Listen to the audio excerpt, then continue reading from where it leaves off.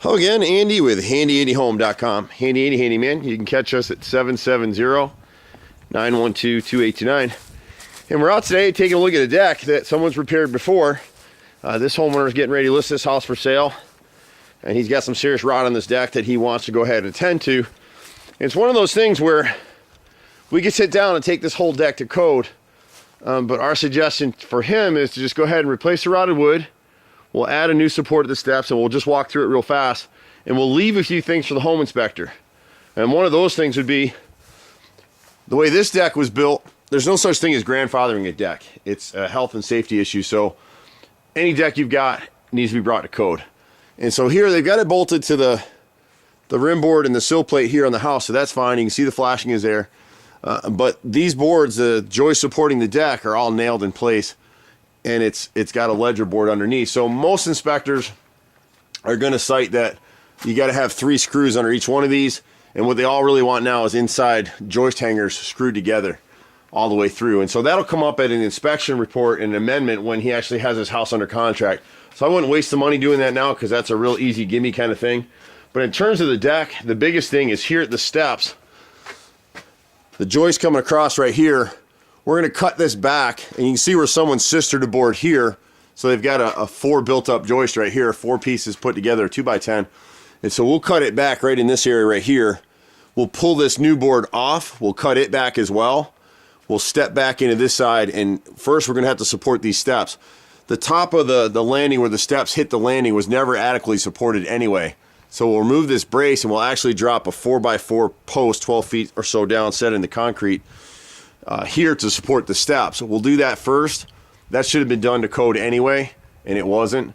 So then we can remove these strips. We can then piece in this original joist right here, and then run a new board, continue to cross here, so it'll be doubled up at the stairs at the top cap right here, and then you'll have 4 pieces back over here, and we'll bolt all these together.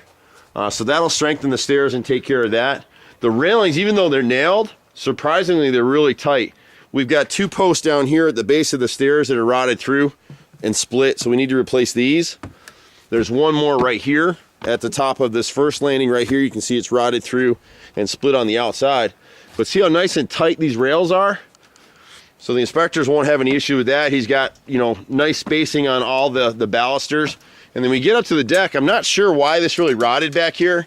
It almost looks like somebody had a plant or something in this corner that just held the moisture here for years. Something was here to cause this. And so we'll replace, there's 3 boards right here. There's actually 4, 1, 2, 3, and 4 to this one.